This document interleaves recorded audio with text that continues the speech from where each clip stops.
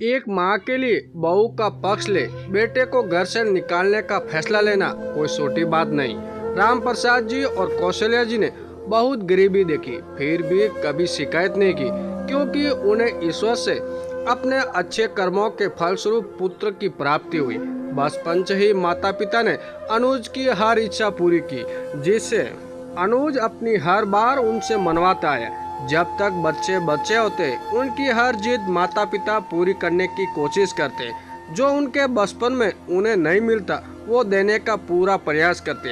लेकिन वही बच्चा जब बड़ा होकर कोई ऐसी जिद करता है जो उनकी पहुंच से परे हो तो बोल दिया जाता बच्चा हाथों से निकल गया। अनुज की कंपनी उसे बाहर भेज रही है। उसकी भी विदेश जाने की बहुत इच्छा थी, लेकिन माता पिता की उसमें जान बसती थी। साथ ही उसकी हरकतें देख उन्हें लगता था कि वो विदेश जाकर और बिगड़ जाएगा। हमारे समाज में ऐसे लड़कों को सुधारने के लिए ब्याह दिया जाता।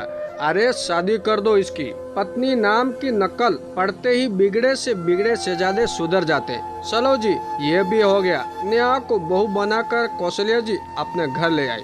नई नई शादी जो अनुज कुछ दिन शांत रहा, पर फिर भी वही विदेश जाने की जिद।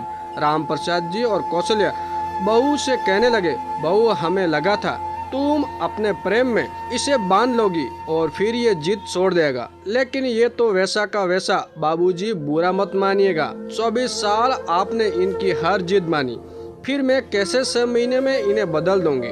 कंपनी इन्हें सीमित समय के लिए भेजेगी, फिर वापस आना ही होगा। सो हम बुरा नहीं सोचते और इन्हें भेज देते। क्या पता उन्हें जॉब में तरक्की मिल सकती है, इसलिए एक बार भरोसा कर जाने देते। कौशल्या जी और राम प्रसाद जी समझ गए थे। अनुज अपनी चिकनी चुपड़ी बातों से नेहा को शीशों में उतार चुका है। खैर, बहू की बात पर भरोसा कर उन्होंने अनुज को विदेश जाने दिया। दिन से हफ्ते और हफ्ते से महीने, अब महीनों से साल होने लगे। एक बार जो अनुज की फ्लाइट ने टेक ऑफ किया, पीछे मुड़कर नहीं देखा। ना कोई फोन, ना ही किसी प्रकार का कोई संपर्क। कंपनी में फोन किया तो पता चला अनुज रिजाइन कर गया। माता पिता के प्यार और पत्नी के विश्वास को वो छलनी कर गया।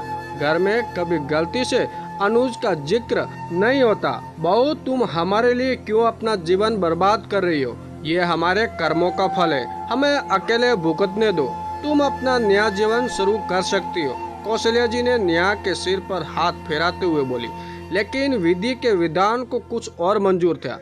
नेहा के गर्भ ठहर चुका था।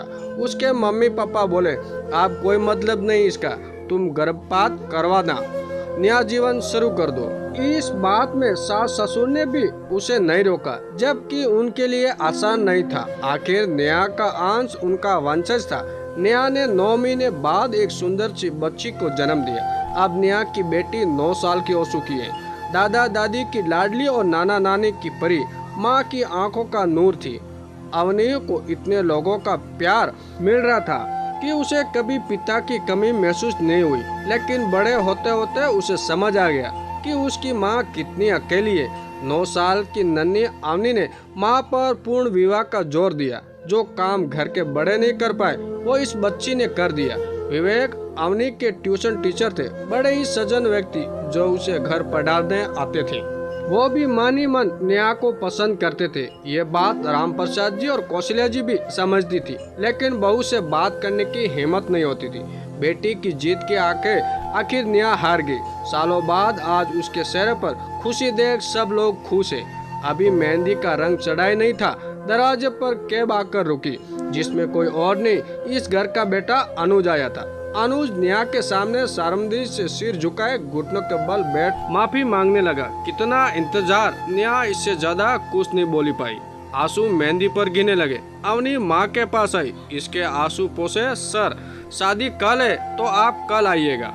मेहमानों का इंतजाम गेस्ट हाउस में है, यहाँ सिर्फ घर के लोग रुकेंगे। पिता को बेरुखी से जवाब दे सूटकेस गेट से बाहर निकाल दिया। अनुज माता पिता के पास पहुंचा, उनके पैरों में घिरकर रोने लगा। राम प्रसाद जी ने कमरे से तलाक के कागज लाकर अनुज को पेन पेपर हाथ में दिए। अनुज माँ के पास गया। माँ, सुबह का भूला शाम को घर आ जाए तो उसे भूला नहीं कहते। शायद दुनिया मुंह मोड़ ले, पर तुमने मुझे जन्म दिया, मैं तुम्हारा अंश हूँ। तू मुझे नहीं दुत्कार सकती। इस बात का तो बेटा अफसोस है जो तूने मेरी कोख से जन्म लिया।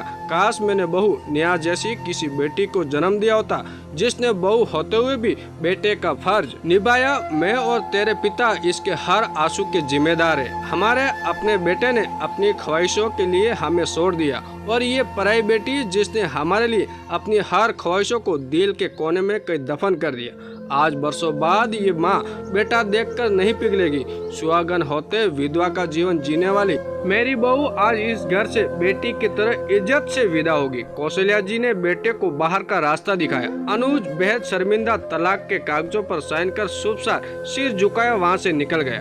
कौशल्या जी के फैसले पर सबको नाज है। उन्होंने माँ बनकर नहीं, एक औरत बनकर एक औरत का साथ दिया। धन्यवाद।